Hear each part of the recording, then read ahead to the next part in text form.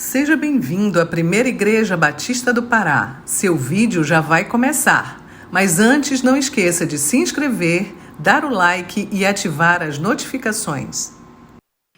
Graça e paz do Senhor Jesus Cristo, amados irmãos. Estivemos estudando na semana passada o que o apóstolo João quis dizer na introdução da sua segunda epístola, quando referiu-se a si mesmo como o presbítero, e quais características o definiam como tal naquela época de apostasia nas igrejas que estavam sob a sua supervisão na Ásia Menor no final do primeiro século. Nós vimos que João, na qualidade de presbítero, se preferirem pastor, tinha como tarefa primária ensinar e pregar a palavra de Deus ao rebanho, e este foi o primeiro ponto. E o ensino dele, em essência, em nada diferia do ensino dos apóstolos, era a mesma doutrina, era a mesma mensagem, o mesmo evangelho, e portanto João era um representante especial e último do seleto grupo apostólico. E este foi o segundo ponto. Agora nós vamos continuar o nosso estudo a respeito de João enquanto presbítero, porque há outras coisas desdobrando-se naturalmente daqui destes pontos que nós observamos anteriormente. Antes de avançarmos, então, leiamos o nosso texto desta noite, 2 João, verso 1. O presbítero, a senhora eleita e aos seus filhos, a quem eu amo na verdade, e não somente eu, mas também todos os que conhecem a verdade. Vamos ao Senhor mais uma vez em oração. Pai, nós colocamos as nossas vidas diante do Senhor. Precisamos de Ti, eu preciso para comunicar a Tua palavra, no poder do Teu Espírito, para que não seja como um símbolo que retine. E os meus irmãos precisam da Tua ajuda, da Tua iluminação, para receber a Tua palavra humildemente, como deve ser recebida. Ajuda-nos, Senhor. Seja conosco nesta noite, em nome de Jesus. Amém. O próximo ponto que nós devemos firmar aqui é que João, enquanto presbítero, não era apenas um evangelista, mas também um mestre do evangelho, um mestre dos fundamentos da fé cristã. Nós já falamos algo sobre o final de vida agitado de João.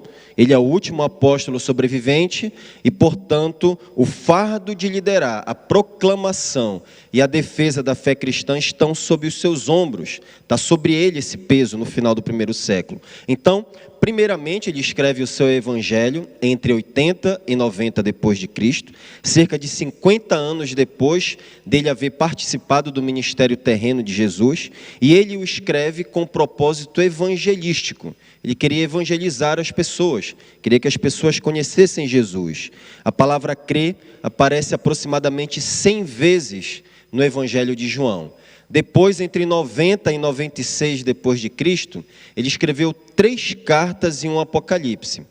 E estas 3 epístolas, 1ª, 2ª e 3ª João, diferentemente do evangelho de João, foram escritas com o propósito não de evangelizar os descrentes, mas de instruir os crentes, corrigindo o engano e buscando edificá-los, a fim de levá-los à maturidade. João está ensinando doutrina a esses cristãos da Ásia Menor e a aplicando aos problemas eclesiásticos e heresias que ameaçavam as igrejas ali no final do primeiro século. E o apóstolo, apesar de idoso, ele defende a verdade aqui com muita lucidez e com o brilhantismo de um mestre por excelência. É importante dizer que os gnósticos não estavam negando a existência de Deus nem de Jesus. Eles criam que Jesus e Deus existiam. Não era esse o problema, não era a negação da existência de Deus e de Jesus. Na verdade, eles estavam reformulando os ensinos apostólicos sobre a humanidade de Jesus e sobre quem de fato era cristão. Eles estavam ampliando os termos para tornar o cristianismo mais elástico, mais abrangente, mais inclusivo. Queriam inserir outras pessoas como cristãs, derrubando as fronteiras da ortodoxia. E, infelizmente, algumas igrejas e cristãos ingênuos estavam recebendo esses falsos mestres. Então, o velho João estava vendo com seus próprios olhos cansados a sobrevivência da igreja ameaçada.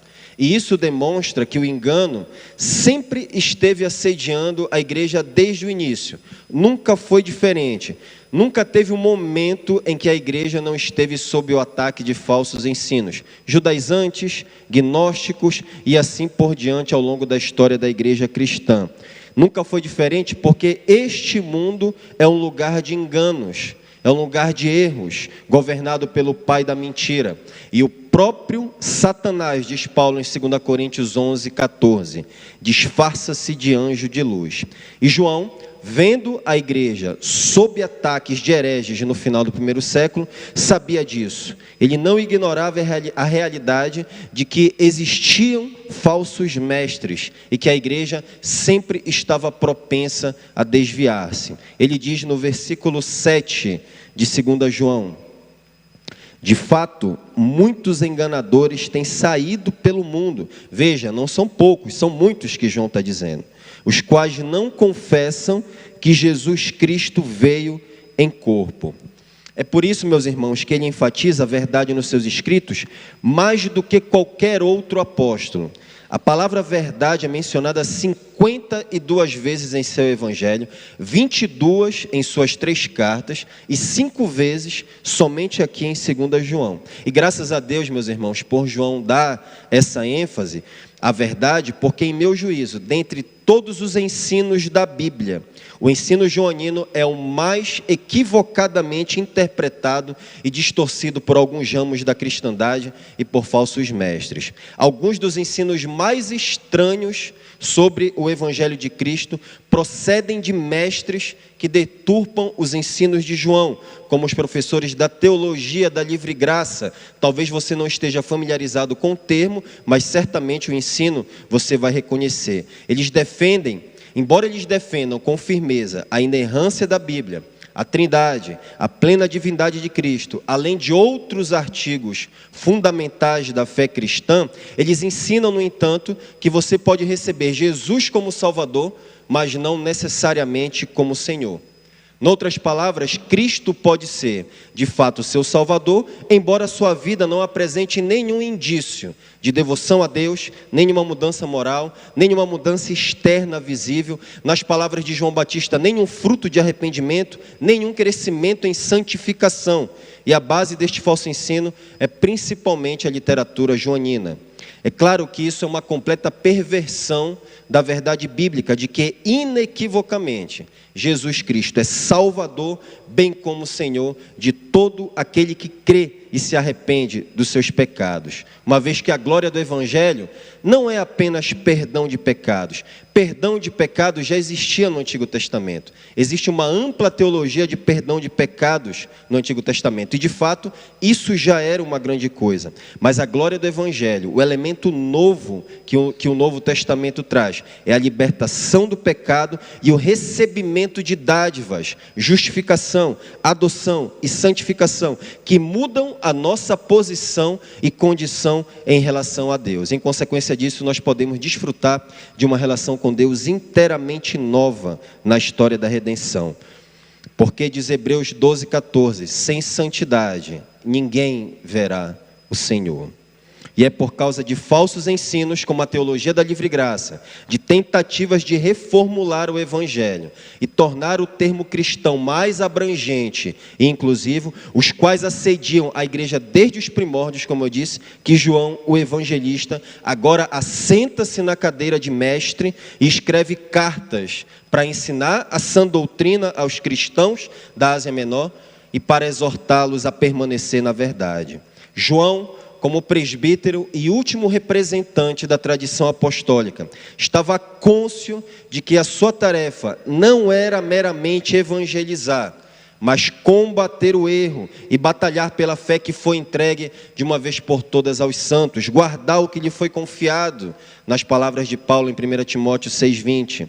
O reformador João Calvino acertadamente observou que o pastor deve ter 2 vozes, Uma para guiar o rebanho e a outra para afugentar os lobos. Essas duas vozes fazem parte do ministério pastoral. E é exatamente isso que João está fazendo aqui, afugentando os lobos.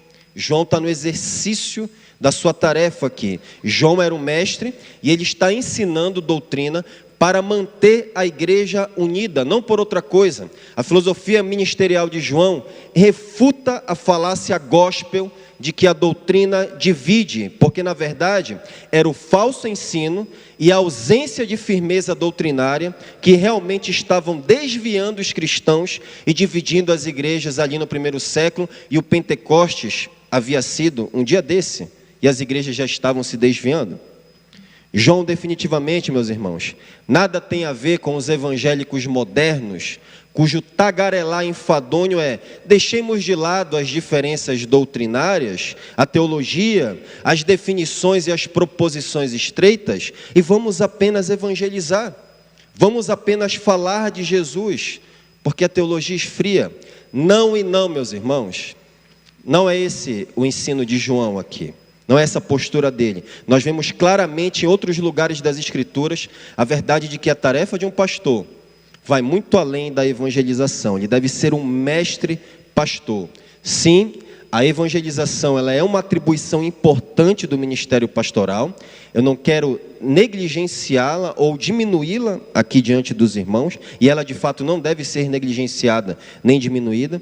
Paulo orientou o jovem pastor Timóteo em 2 Timóteo 4,5, dizendo o seguinte: faça a obra de um evangelista. Paulo disse a Timóteo.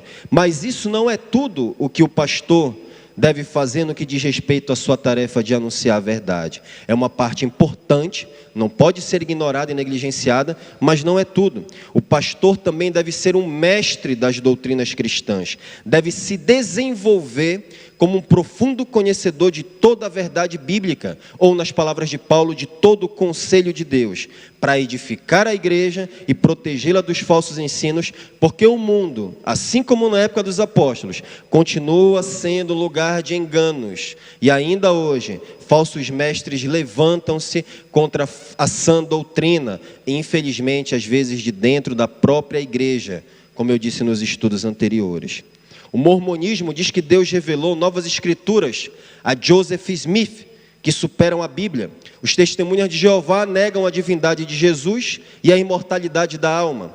O adventismo do sétimo dia esvazia a cruz de Cristo com a sua doutrina do juízo investigativo, equipara os escritos de Ellen White com a Bíblia, e uma ala majoritária acredita que a guarda do sábado é essencial à salvação. O catolicismo romano diz que nós somos justificados pela fé, mas não somente pela fé. O espiritismo acredita que somos salvos pelas obras, pelo processo de sucessivas encarnações, por meio das quais o karma deve ser completamente pago, além de praticar necromancia, negar a pessoalidade de Deus, a ressurreição corporal de Jesus e a inspiração e infalibilidade da Bíblia. Isso é satanismo, meus irmãos. É isso que está aí fora. Testemunha de Jeová e essas seitas aqui todas são malignas. Todas são satânicas. A maçonaria pratica o ocultismo e considera Jesus simplesmente como mais um fundador de religião, tal qual Maomé e Buda. E nós poderíamos passar uma noite inteira listando apenas as seitas e heresias contemporâneas, de A a Z. E em quais categorias nós poderíamos dividi-las? Seitas cristãs ou pseudo-cristãs, seitas satânicas, seitas orientais e etc. E eu digo isso para que ninguém tenha dúvidas de que esse mundo que jaz no maligno, segundo a Bíblia, é um lugar de mentiras e falsas religiões. E essa carta é sobre discernimento. É por essa razão que o mesmo Paulo, o experiente pastor que encorajou Timóteo a fazer a obra de um evangelista, também disse, antes disso, que Timóteo, como um presbítero, deveria manejar bem a palavra da verdade para não ser envergonhado, segundo Timóteo 2,15. Manejar bem a palavra da verdade, abrindo parêntese, não é só saber encontrar textos bíblicos, mas interpretar a Bíblia corretamente. É isso que significa manejar bem a palavra da verdade. Ademais, eu já disse em outra ocasião que, em meu juízo, seria melhor traduzir Efésios 4,11, por pastores mestres, um único ofício, em lugar de pastores e mestres, que dá a ideia de dois ofícios diferentes. Na verdade, pastor-mestre é um único ofício. E se vocês examinarem os escritos de Paulo, notarão que ele, além de um evangelista, missionário e plantador de igrejas, também era um mestre do evangelho, um profundo conhecedor das escrituras e habilmente capaz de proteger a igreja do engano. É por isso, meus irmãos, que eu sou frontalmente contra a mentalidade reinante entre as igrejas, pastores contemporâneos, denominações que desprezam o ensino doutrinário e o preparo teológico dos líderes, de modo que dá a entender que tudo o que cabe a nós fazermos enquanto igreja é apenas sair mundo afora evangelizando, falando de Jesus, alcançando as nações, antecipando processos, pulando etapas, enviando pessoas despreparadas para o campo, e evangelização, ou fazer missões, melhor dizendo, é levar a verdade de Deus ao mundo. Se o missionário não está levando a verdade de Deus ao mundo, ele está fazendo o que lá? Não é missões, é qualquer outra coisa se ele não está levando a verdade de Deus ao mundo, se ele não está levando o evangelho, se ele não conhece o evangelho. E nós não precisamos mais do estrago que está aí fora. Esse é um dos tipos de pensamentos tolos e infantis que contribui para que pastores e igrejas sejam balançados de um lado para o outro, por todo o vento de novos ensinamentos e influências enganosas de falsos mestres, que habilmente fazem a mentira parecer a verdade. Então, como resultado da ausência de firmeza doutrinária das igrejas e de seus líderes, o que ouvimos nos púlpitos são rudes contradições do ensino das Escrituras. E certamente, eu, bem como você, poderíamos citar aqui muitos exemplos de baboseiras que você já ouviu em púlpitos por aí. Ouvimos coisas ridículas a respeito de encontrar ateus nos céus, como um grande proponente do adventismo, um grande apologeta dos adventistas que tem vídeo no YouTube, estava defendendo recentemente. Sobre atualizar a Bíblia, sobre novas revelações dadas pelo Espírito, além de declarações pavorosas, contrárias aos valores das Escrituras, em favor de aborto, do casamento homossexual, do casamento entre crentes e descrentes, do feminismo, da ideologia de gênero, do progressismo, marxismo e assim por diante. A gente defendendo isso nos púlpitos das igrejas.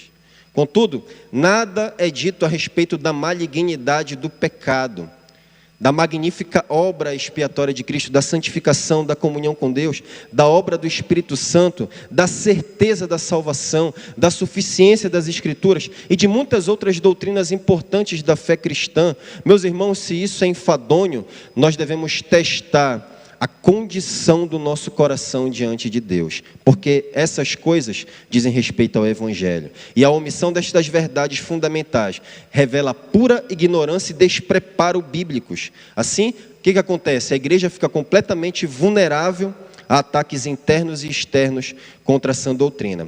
Como é que nós chegamos a essa atitude assumida pelos pastores? Isso não começa da noite para o dia, e eu quero te dar uma ilustração disso daqui. Como chegamos a essa atitude em consequência disso pelas igrejas, de apenas evangelizar e evitar a doutrina? Certamente isso remonta ao século XIX, depois ganhou força no século XX, com o apelo de alguns segmentos da cristandade em favor da unidade cristã, baseada numa preocupação legítima, não errada, mas legítima, com aquilo que historicamente separava as denominações. O coro era: vamos nos unir, estamos separados por questões secundárias, vamos unir forças. E o que serviu de elo entre as diversas tradições cristãs foi o movimento missionário. Porque alguns missionários, diante dos recursos limitados e da enorme tarefa da grande comissão, viram a necessidade de colaborar mais estreitamente entre si e projetar em conjunto a obra missionária. Então foram realizadas inúmeras conferências missionárias ecumênicas, e eles usaram ecumênico no sentido de ser uma conferência mundial. Até que em 1910, reuniu-se em Edimburgo, na Escócia, a Conferência Mundial Missionária. Foi a primeira grande reunião formal de cristãos de diferentes continentes em torno de uma causa comum. Participaram representantes oficiais das sociedades missionárias e, na ocasião, eles concordaram que os estudos e debates da conferência tratariam unicamente de missões entre os não cristãos e que, portanto, excluídas todas as questões estariam excluídas todas as questões doutrinárias. Ninguém iria falar de doutrina ali. Isso foi um grande erro, meus irmãos, porque essa posição lamentável permitiu a participação de católicos romanos, que não são cristãos, como subscrevendo as doutrinas dos apóstolos. A Conferência de Edimburgo abriu caminho para a realização de outras importantes conferências, como o Congresso de Lausanne, que vai acontecer esse ano, salvo engano, em Seul.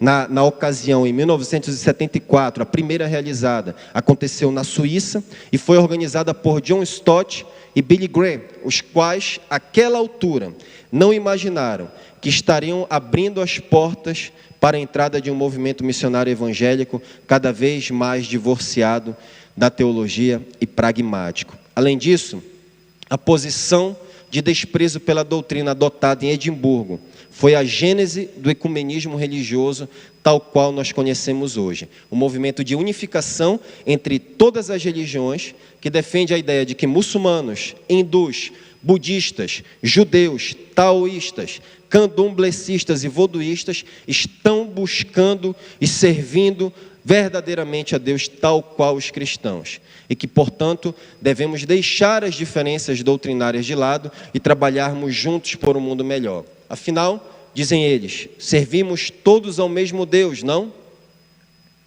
Percebem agora, meus irmãos, mais claramente o perigo dessa atitude de dizer: deixemos de lado as diferenças doutrinárias e vamos apenas falar de Jesus, vamos apenas evangelizar, vamos unir esforços.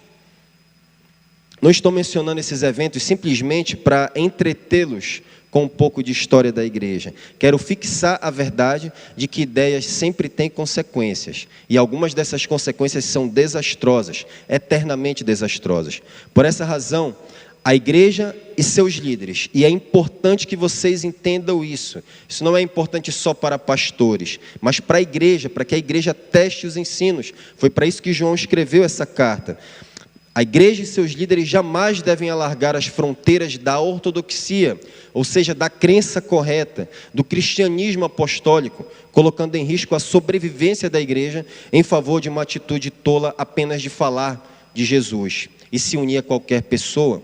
A tragédia é que aqueles pastores e missionários de Edimburgo falharam em discernir que a igreja, em relação a este mundo, tem a necessidade não apenas de influenciar o mundo, mas também de existir no mundo. Em outras palavras, há uma necessidade externa, influenciar o mundo, alcançar as nações, mas há também, simultaneamente, uma necessidade interna, sobreviver no mundo, guardar-se na verdade. O mundo apresenta-se como uma grande oportunidade de missão para a igreja, mas ao mesmo tempo é um grande desafio à verdade cristã. Nós não podemos ignorar isso, porque muitos falsos mestres saem mundo afora.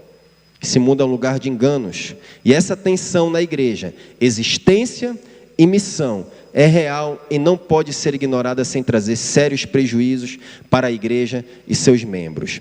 Conheço uma igreja cujo pastor ocupou-se apenas de evangelizar e motivar os membros para falar de Jesus. E alguns anos depois o resultado foi uma divisão na igreja, porque metade do rebanho foi buscar alimento em outro lugar e os que ficaram estavam desnutridos e se desviando para falsos ensinos. Encontrei inclusive um livro do apóstolo nessa igreja, um livro de um apóstolo nos grupos de estudo.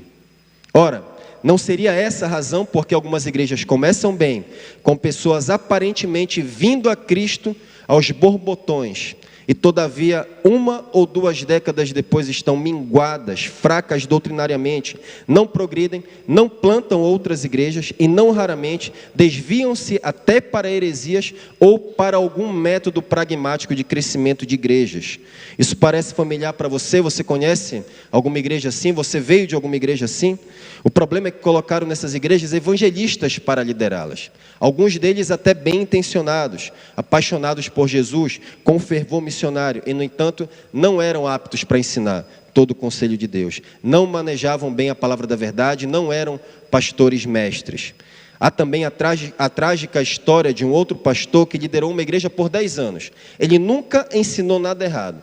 Pregava a Jesus com fervor domingo após domingo, mas depois que ele deixou a igreja, a congregação se desviou doutrinariamente. Foi dito que o único erro dele foi não ter corrigido os erros da igreja, foi não ter exposto a verdade em contraste com o erro, foi não ensinar a igreja a discernir a verdade do erro, foi temer ser considerado um polemista ao criticar falsos ensinos.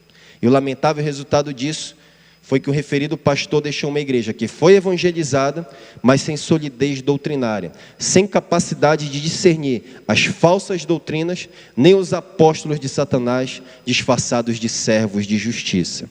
Por isso a igreja achava que todo o ensino que tinha Jesus no rótulo era verdadeiramente cristão, e algum tempo depois acabou se desviando-se também doutrinariamente. E eu pergunto, será que hoje os primeiros gnósticos não seriam membros de algumas das igrejas contemporâneas lideradas por pastores e membros que acreditam que devem apenas evangelizar, porque a doutrina e a teologia dividem, esfria? Será que alguns crentes não estariam em irmandade, em comunhão com falsos cristãos gnósticos no dia de hoje? Porque na superfície os gnósticos também eram cristãos e eles estavam falando de Jesus por aí, mas a vida estava no buraco e o ensino deles não correspondia à verdade da palavra. Agora quero prosseguir levantando aqui, meus irmãos, a seguinte questão: se Paulo profetizou em Atos capítulo 20, versos 29 e 30, como nós já vimos nos primeiros estudos, que depois da partida dele, a igreja de Éfeso, inevitavelmente, a igreja de Éfeso ficava na Ásia Menor, e essa igreja inevitavelmente estaria sob ataque de falsos mestres, e isso de fato estava se cumprindo no final da era apostólica, durante o ministério de João. Se isso era verdade, e de fato era, não seria melhor que Paulo tivesse permanecido na Ásia Menor, ou depois retornasse para a igreja Efésia para defender a verdade? Não teria sido melhor que Deus permitisse que Paulo continuasse vivo até aquela época de apostasia nas igrejas? Não era ele o homem certo, o principal mestre e mais capaz entre os apóstolos para aquele tempo de crise generalizada nas igrejas? Não foi ele o homem levantado por Cristo acima de todos os outros apóstolos para definir, explicar e defender a verdade, o evangelho no primeiro século? Não era ele o homem certo? De fato, Paulo era um notável mestre, um doutor das Escrituras, um homem dotado de extraordinárias habilidades naturais, com tremendo poder de raciocínio lógico, dedutivo, argumentativo, além de um erudito, um homem de cultura, um conhecedor dos poetas e filósofos gregos, um poliglota, falava grego, hebraico, aramaico e provavelmente latim, e tudo isso se sobressai claramente em todas as suas cartas. Ele sempre figura em listas das mentes mais brilhantes e influentes da história.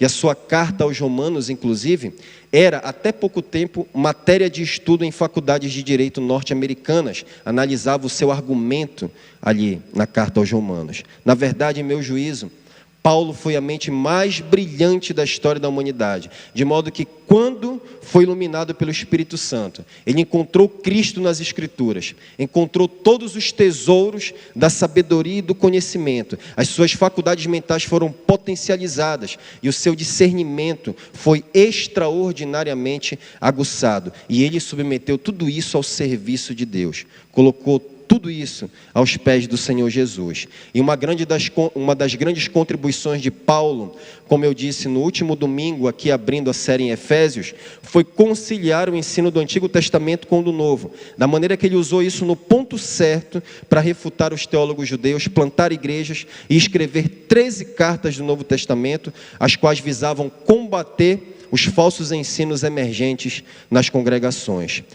Mas o estilo de João, no entanto, não é lógico e dedutivo como o de Paulo. Na verdade, João é o direto oposto de Paulo. João não é nada lógico, ele é mais indireto em comparação com Paulo. Ele tem um método de ensino não tão claro. O pastor André deve ter sentido essa dificuldade ao ter exposto 1 João por quase 2 anos. Parece que ele fica girando em círculos, não é mesmo, pastor André? Voltando aos mesmos assuntos, mas com palavras diferentes, até que ele enfim chega à sua mensagem definitiva. E nós vemos isso, como eu disse, principalmente na primeira epístola de João. No entanto, isso não significa que ele era um analfabeto ou alguém pouco dotado intelectualmente ou teologicamente confuso. Pelo contrário, às vezes João é chamado de Platão da cristandade, porque ele tinha uma mente extraordinariamente rica, bela, profunda, introspectiva, imaginativa, reflexiva, mística, espiritualizada, de modo que os artistas sacros, como eu já disse, o retratam junto com uma águia,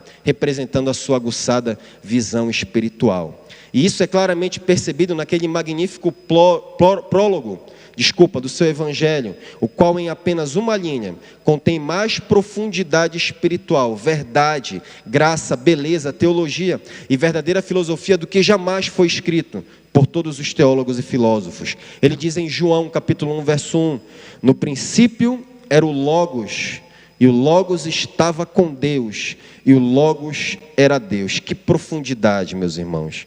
O Logos dos filósofos era nada mais do que uma ideia, um conceito filosófico, impessoal, frio, inoperante. Mas João aqui personaliza o Logos, personaliza esse conceito filosófico, dizendo que é Jesus Cristo, a segunda pessoa da Trindade encarnada, do qual o próprio João foi uma testemunha viva e infalível. Ele diz lá em 1 João 1,1 que os seus olhos viram e suas mãos apalparam, o tocaram.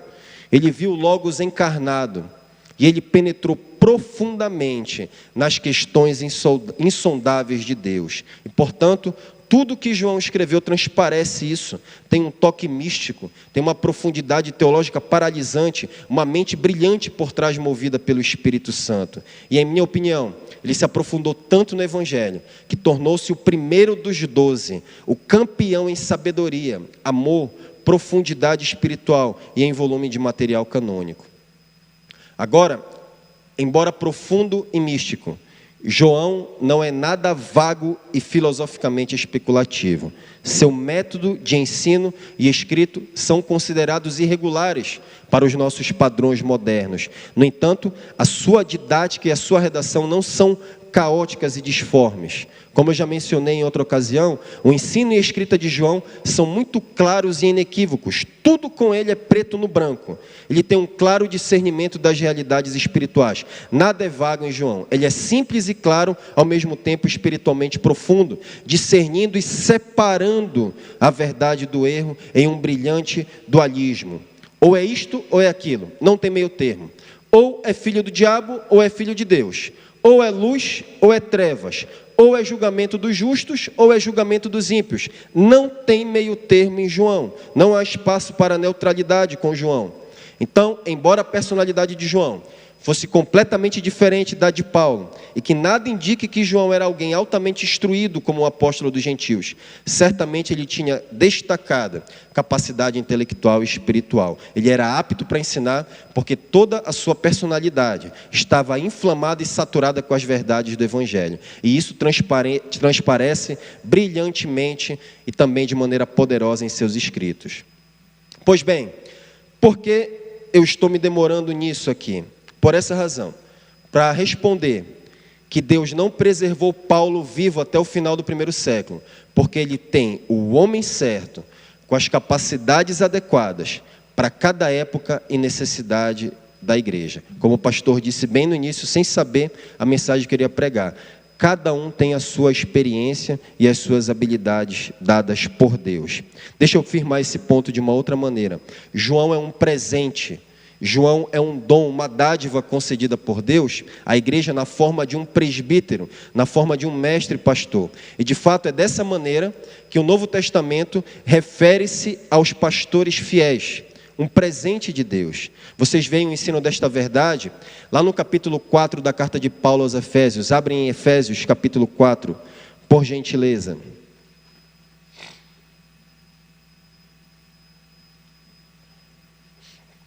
Efésios capítulo 4.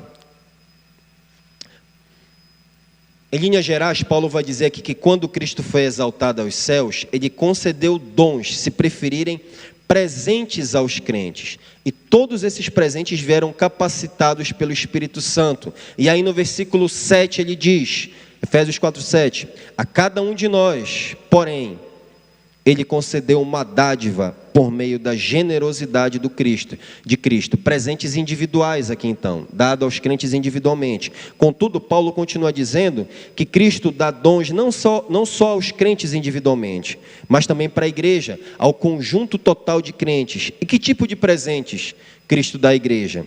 O apóstolo responde nos versículos 11 a 14. E ele mesmo concedeu uns para apóstolos, outros para profetas, outros para evangelistas e outros para pastores mestres, com vistas ao aperfeiçoamento dos santos, para o desempenho do seu serviço, para a edificação do corpo de Cristo, até que todos cheguemos à unidade do Filho de Deus, à perfeita varonilidade, à medida da estatura da plenitude de Cristo, para que não sejamos mais como meninos, agitados de um lado para o outro e levados ao redor por todo o vento de doutrina, pela artimanha dos homens, que pela astúcia conduzem ao erro, ou induzem ao erro. A expressão ele mesmo concedeu enfatiza a escolha soberana de Deus na distribuição dos presentes. Isso fala não apenas de uma distribuição soberana, aleatória, mas de uma distribuição soberana regida pela infinita sabedoria divina.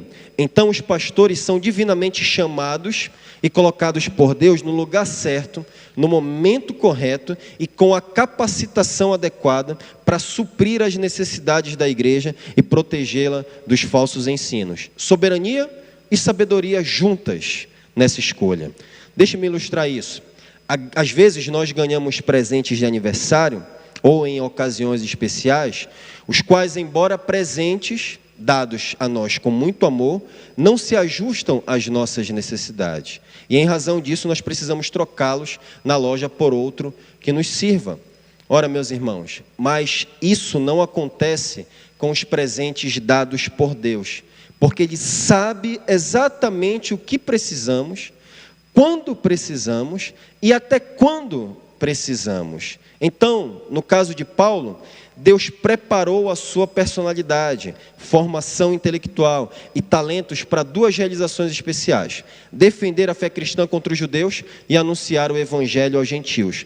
Não sabemos o que seria da igreja cristã se Deus não tivesse lançado este apóstolo para refutar o judaísmo e trazer os crentes de volta a um correto entendimento do evangelho. Ou ainda, quem poderia dizer o que seria da expansão do cristianismo pelo mundo não fossem as excursões missionárias de Paulo?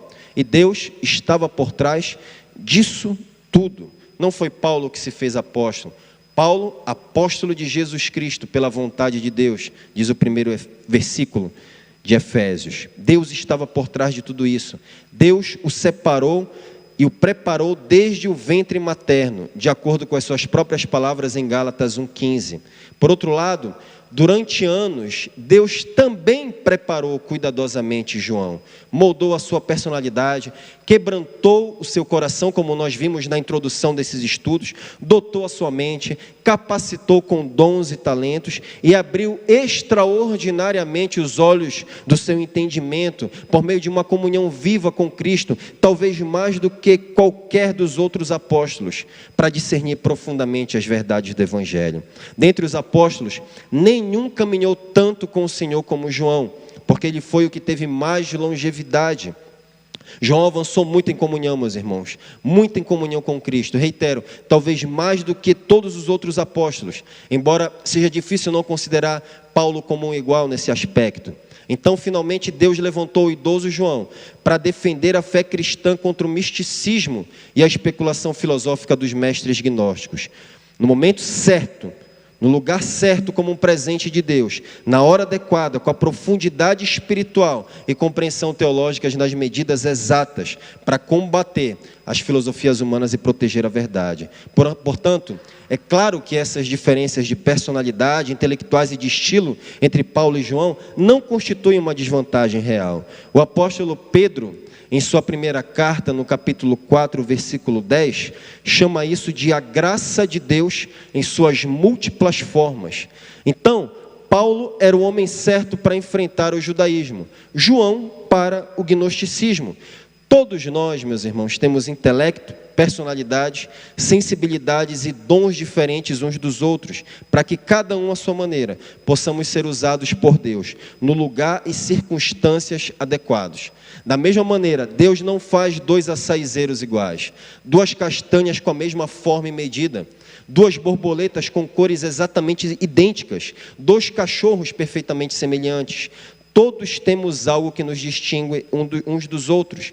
Um é de um jeito, o outro é de outro, cada um com as suas características únicas, e Deus usa cada um de nós de acordo com os seus sábios e soberanos propósitos, manifestando a sua glória na verdade de beleza e usos da criação. Quem produz pessoas iguais é seita. O cristianismo não faz isso. O cristianismo não viola a personalidade, nem as características pessoais de cada um. Eu quero dizer, evidentemente, aquilo que não é pecaminoso. Seita que faz isso, se veste tudo igual, fala da mesma maneira, segue todo mundo no mesmo rumo. Seita produz pessoas em massa, o cristianismo não. E isso deve ser um encorajamento para nós, porque tenho observado, ao longo da minha curta caminhada cristã, da onde vêm as tristezas e preocupações da maioria das pessoas, se não da comparação com outros.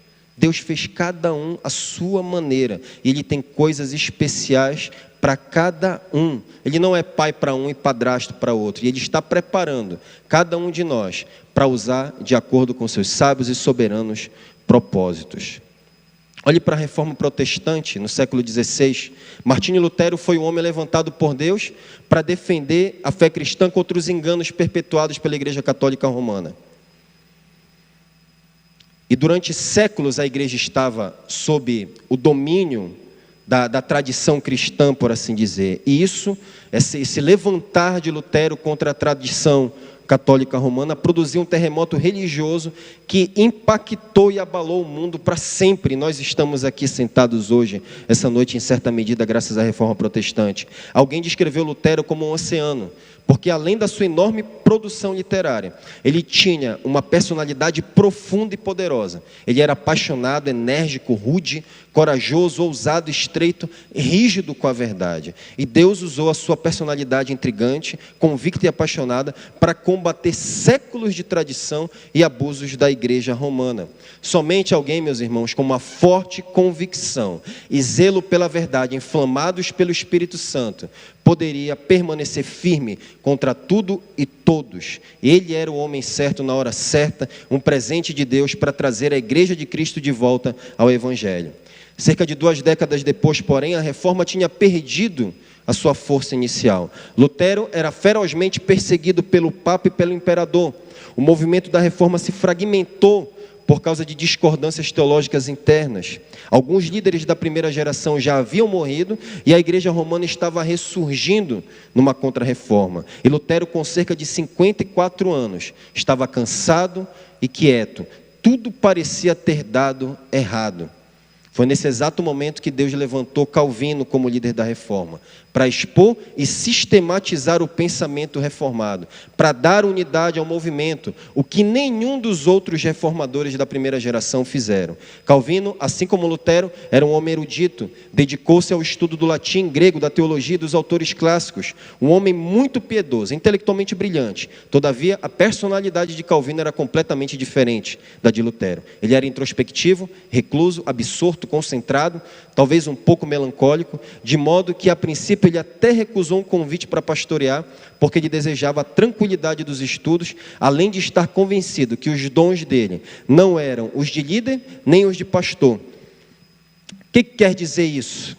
Vocês concordam comigo que Lutero e Calvino, embora completamente diferentes, com personalidades e dons distintos, eram ambos um presente de Deus para a igreja e foram usados por Deus no momento certo para resgatar a verdade do Evangelho, a multiforme graça de Deus. Podemos comparar ainda a multiforme graça de Deus com a luz do sol, quando ela entra em contato com gotículas de chuva e separa e dispersa a luz branca, formando assim um arco multicolorido, o arco-íris. Podemos ver isso, meus irmãos, esse fenômeno acontece apenas em 2 momentos do dia, ou no nascer ou no pôr do sol, e é necessário que esteja sempre chovendo. Há uma variedade infinita de cores no arco-íris, apenas 7 visíveis ao olho humano, mas todas procedem da mesma fonte, o sol. Da mesma maneira, pastores fiéis às Sagradas Escrituras, a despeito das diferenças naturais e dons que há entre eles, são todos provenientes de Deus, todos presentes, todos dádivas de Deus, refletindo aspectos diferentes, coloridos distintos da luz única e gloriosa do Evangelho no lugar e período predeterminados por Deus. A essa altura, permita-me lhe perguntar: você consegue enxergar a soberania, a beleza, a bondade, a sabedoria, a exatidão das múltiplas formas da graça de Deus que se manifestam nas diferenças de personalidade e habilidades entre pastores fiéis dados à igreja? Você consegue enxergar isso em particular em nossa igreja e seus pastores? Em outras palavras, você enxerga a beleza do arco-íris ou consegue ver apenas as cores de sua preferência? Azul, amarelo, verde? Deus deu à igreja de Corinto Paulo, Apolo e Pedro, um verdadeiro e lindo arco-íris. Talvez nenhum arco-íris seja mais belo do que esse no início da igreja cristã. Mas ao invés dos coríntios desfrutarem da beleza do todo multicolorido, eles estavam formando, por assim dizer, partidos monocromáticos. Eu sou de Paulo, eu sou de Apolo, eu sou de Cefas. O conceito que você tem sobre seu pastor é o mesmo conceito que o de Deus? Um presente na medida certa? Ou você o vê como um problema, como uma peça que não serviu e deseja trocá-la? Não estou advogando em causa própria, meus irmãos, pedindo que você veja a mim ou a qualquer um dos outros pastores como um grande presente envolto em um laço de seda vermelho.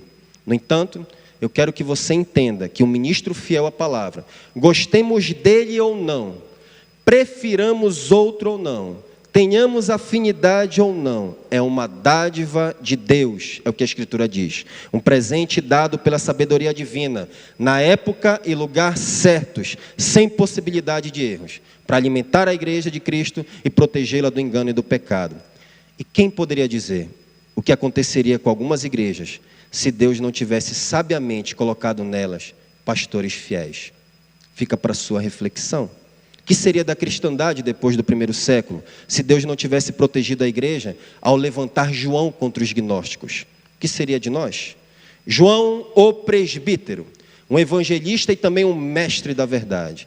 Sim, o homem certo e necessário, um presente de Deus na medida certa, para salvar, guardar a verdade contra os gnósticos, para afugentar os lobos e trazer a igreja de volta ao entendimento correto do Evangelho. Amém.